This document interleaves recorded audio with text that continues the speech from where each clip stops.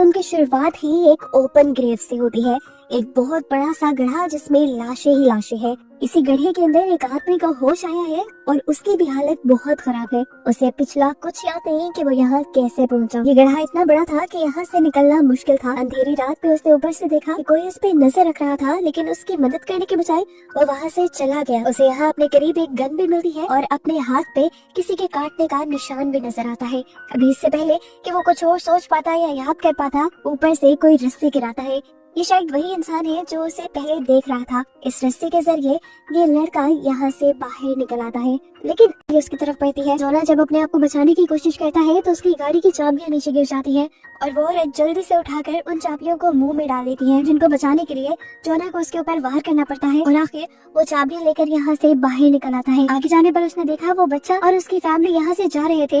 वो रुककर उनसे बात करना चाहता था, लेकिन ये फैमिली उससे बात करने के लिए नहीं रुके और गाड़ी लेकर यहाँ से निकल गई। वहाँ जमीन पे अब जोना को कुछ वैक्सीन पड़ी हुई नजर आई, जिनको उसने उठा लिया और इन वैक्सीन को देखते ही उसे बहुत कुछ याद आ गया। ये वैक्सीन असल में उसी ने बनाई थी। वो एक्सपेरिमेंट्स तो कर रहा था, लेकिन लोगों को बीमार करने के लिए नहीं, बल्कि वो तो लोगों को बचाने के लिए एक्सपेरिमेंट कर रहा था। असल में एक अजीब किस्म का वायरस पूरी दुनिया में फैल रहा था, जिससे लोग साइको हो रहे थे और अपने आप को नुकसान पहुंचा रहे थे।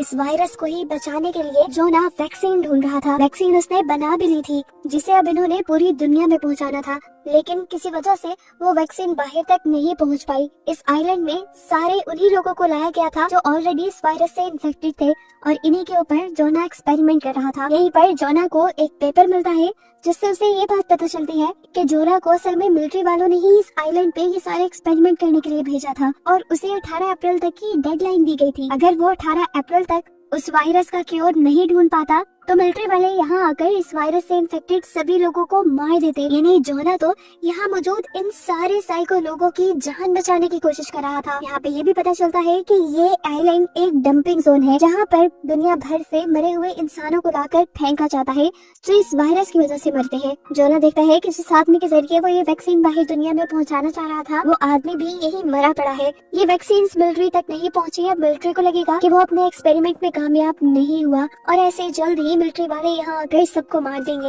अब इसी गाड़ी में मिली हुई और चीजों से जोना को पता चलता है कि शेरन उसकी गर्लफ्रेंड है और नेथन उसका भाई है और उन सब के जिस्मों पे इंजेक्शन के निशान इसीलिए हैं क्योंकि जोना ने उन सबको उस वायरस से बचने के लिए वो वैक्सीन लगा दी थी और उस वैक्सीन के साइड इफेक्ट में ये सभी अपनी याददाश्त खो बैठे थे। अब इससे पहले जोना ये सारी बातें जाकर शेरन और नेथन को बताता, यहाँ पर लूकस उसका पीछा करते हुए आ जाता है और उसे मारने की कोशिश करता है। वो जोना का गला दबाकर उसे मारने ही वाला था तो ही उसे शूट करके मार देते हैं। जोना भी इस टाइम तक उनके करीब आ चुका था। उसने अपनी आंखों से अपने भाई को मरते देखा।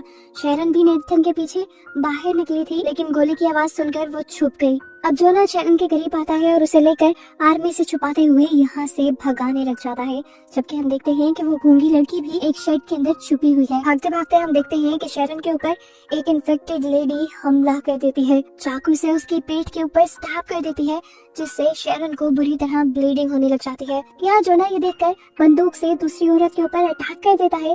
शेरन बुरी तरह ब्लीड कर रही थी। जोना उसे मदद के लिए कहीं ले जा भी नहीं सकता था क्योंकि मिलिट्री वाले तो यहाँ इन लोगों को मारने आए थे। जोना को सबसे सेफ जगह अब वो ओपन ग्रेव लगी, जिसमें मिलिट्री वालों का ध्यान जाएगा ही नहीं क्योंकि इसमें सिर्फ मुर्दा लोग हैं। वो शेरन को लेकर यहाँ आ जाता है। वो यहाँ आकर शेरन को वैक्सीन लगाता है और साथ ही बेहोशी का इंजेक्शन लगा देता है, ताकि अगर आर्मी वालों की नजर उन पर पड़े भी तो वो बेहोशी नजर आए।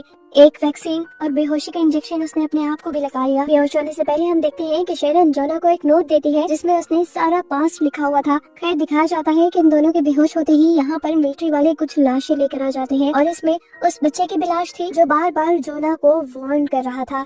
मिलिट्री वाले यहाँ सभी इन्फेक्टेड लोगों का सफाया करके यहाँ से चले जाते हैं और कुछ देर बाद हमें दिखाया जाता है कि जोना को होश आया है। यहाँ उसे शेरन के बारे में भी अब कुछ याद नहीं, लेकिन दिखाया जाता है कि शेरन मर चुकी है और जोना दोबारा से उसी कैफियत में है कि उसे कुछ याद नहीं है और उसे हर चीज दोबारा फिगर आउट करनी है कि यहाँ पे हो क्या रहा है और वो इस ओपन ग्रेव में कर क्या रहा है। वो चिट जो शेरन ने यहाँ उसे दी थी वो भी वो यहाँ घुमा चुका है, जिससे के लिए वो वैक्सीन बना भी पाएगा या नहीं।